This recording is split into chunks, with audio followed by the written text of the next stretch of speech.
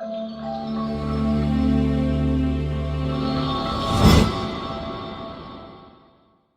back to the channel. My name is Ryan, and today we are discussing the NFL games for this week.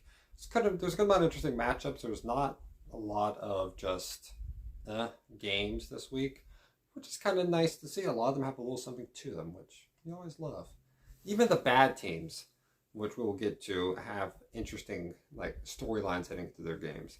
First up, let's discuss tonight's game: Lions at Packers. This one's kind of interesting right here because you have two teams that are at the top of the NFC North. You have the Lions that look pretty promising so far. The only losses here is the Seahawks, which was questionable. But then you beat the Falcons and the Chiefs to start off the year in Arrowhead, which is a great win. And then the Packers coming off a game that they were down 17-0 heading into the fourth quarter. Then they came back and won that game in regulation. And they've had a close loss at the Falcons, and they won their first game of the year against the Bears. So the Lions, I think, have played better competition, but the Packers also have good wins. They have home field advantage. I think that'll benefit the Packers in this game a lot. I think Jordan Love's actually played pretty good. He's been underrated this year. I think by a lot of people, he's actually done very good. So I'm going to take the Packers in this one. It's going to be a close one, but probably around the 20s, maybe a teens type of thing, like 21-17 type of game. But I still got the Packers winning this one. And it's going to be, I think it's going to be pretty cold. It has to be in Green Bay. And then I think I think this is a London game, actually. Or I'll figure out exactly what it is. But it's at 9:30 a.m., of course. And it's going to be the Jaguars versus Falcons. It's one of the European games. And you're heading into this week. The Falcons are looking to prove themselves as a very good team. And the Jaguars are coming off a loss to the Texans.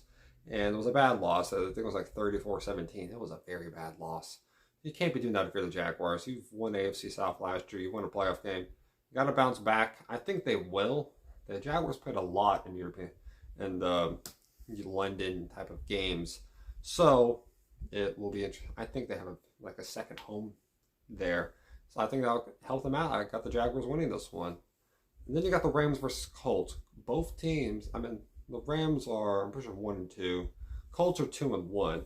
And the interesting part about this game is that none of these guys have in particularly great skill position players, in my opinion. None of them are pop off as this is one of the best in the NFL. Yeah, you have Michael Pittman, you have Tutu Atwell, you have Puka, it's Puka, that dude. Yeah, and then you have I forgot some of these guys' names. I'm sorry about that, but if I remember them, I'll mention them. But you got a lot of these guys, like Kyra Williams. He's a running back for the Rams right now. You got a lot of guys like that they're actually pretty good. They're having a little breakout times whenever these skill position players for both teams are out, like Jonathan Taylor for the Colts. And then you have Cooper Kupp out for the Rams. So you got these guys really filling up and stepping in for them really well. I think the Rams will win this game, though, and I think Matthew Stafford will make it close, and he'll end up winning it late. It's going to be weird seeing the Colts 3-1, but I doubt it's not going to happen. Great win last week, though, by the Colts. Very good win. Ravens versus Browns. Is at Cleveland. This game, more than any others, are really going to test their defense. But so far, Cleveland has played Pittsburgh, Tennessee, and Cincinnati. Cincinnati's was in their reign. And they destroyed Cincinnati. It was very fun to watch. But the Ravens now, I don't think it's going to be the type of environment, like a rainy environment. The Ravens are coming off a loss to the Colts. Very bad loss. See if they can bounce back and win this one. I don't think so. I really like this defense. This game is going to be very low scoring. You already got two offenses that don't score a lot of points. And now have Nick Chubb out. And also, now you got two of the best defenses in the NFL playing each other, of the Browns and Ravens. I don't think I suspect it's going to be a low-scoring game. I got the Browns winning it, though. I think home field advantage will make a big difference. Then you got the Vikings versus Panthers. Panthers looking for their first win, and the Vikings also looking for their first win.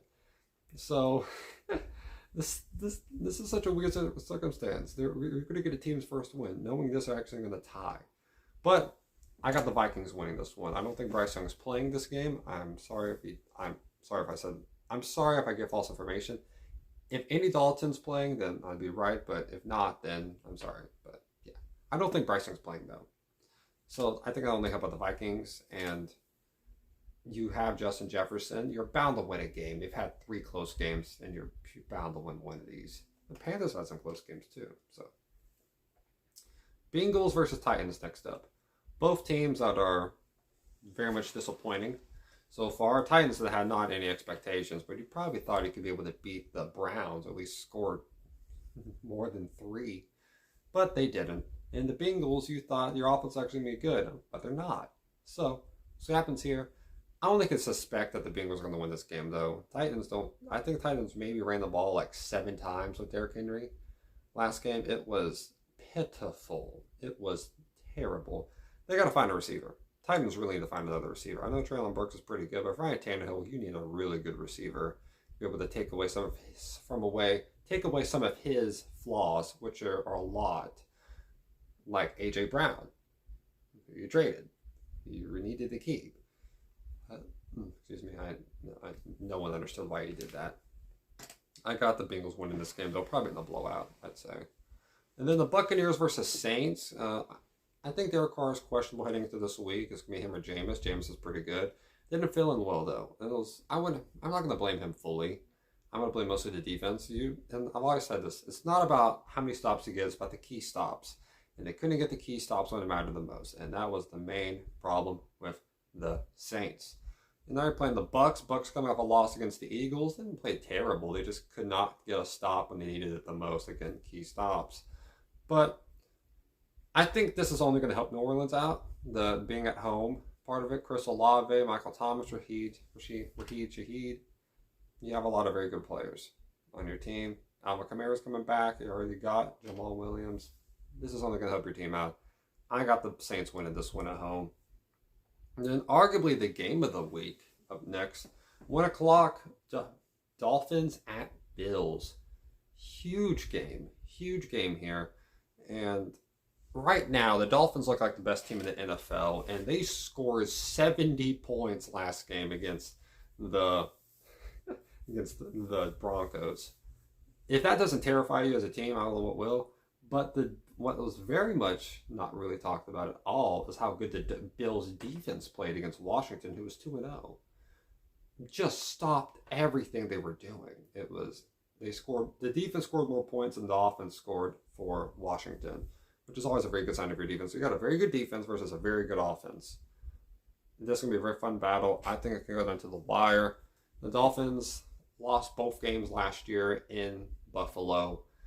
I can suspect that thing is going to continue. I got Buffalo winning this one. Only thing I could think about is that one of those games Tua didn't play. And with this Bills team here, Josh Allen makes some mistakes that are so questionable. That's kind of like, why? Why would you make some type of mistakes that he does? I don't know why he does it, but he does. He has like that Brett Favre type of thing. So, yeah.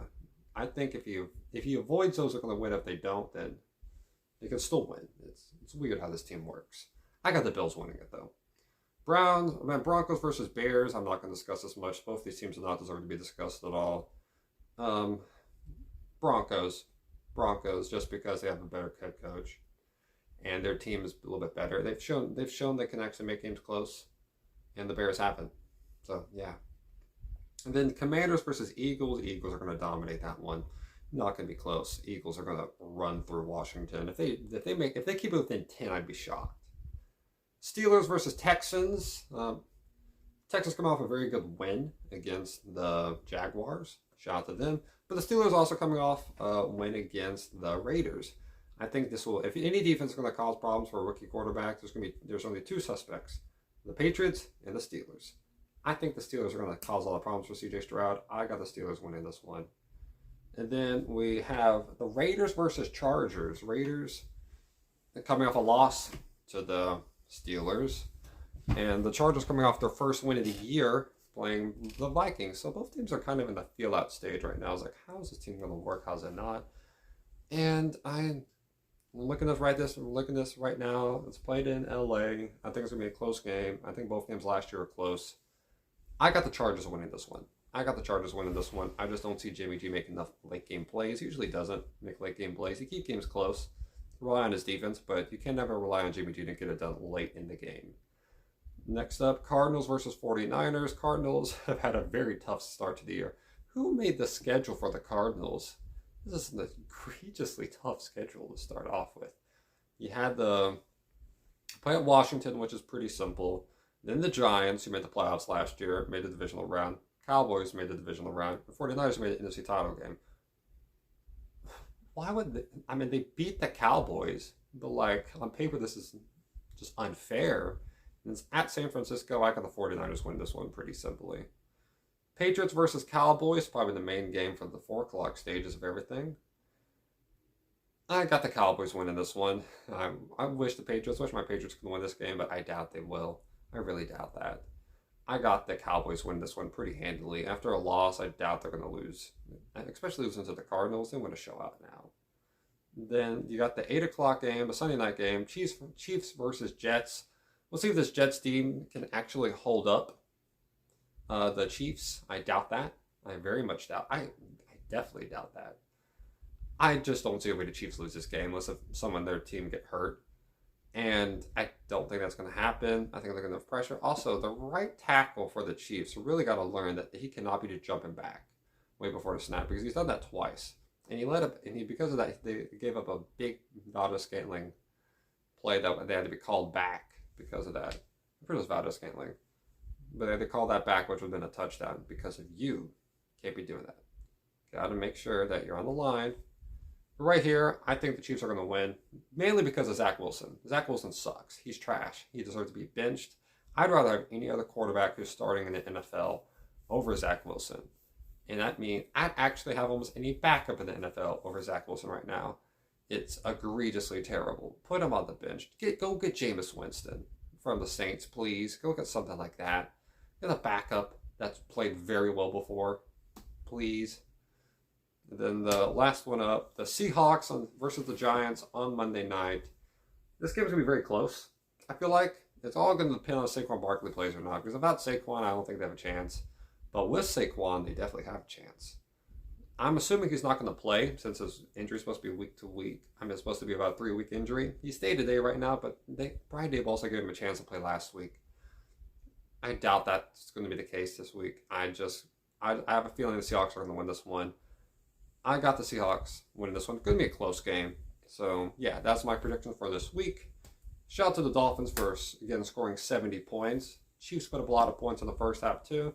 Shout out to Raheem Mostert specifically because he was on my fantasy team. And hopefully everyone has a great week. And, yeah, hope you all have a great day. Stay safe, y'all. And God bless y'all.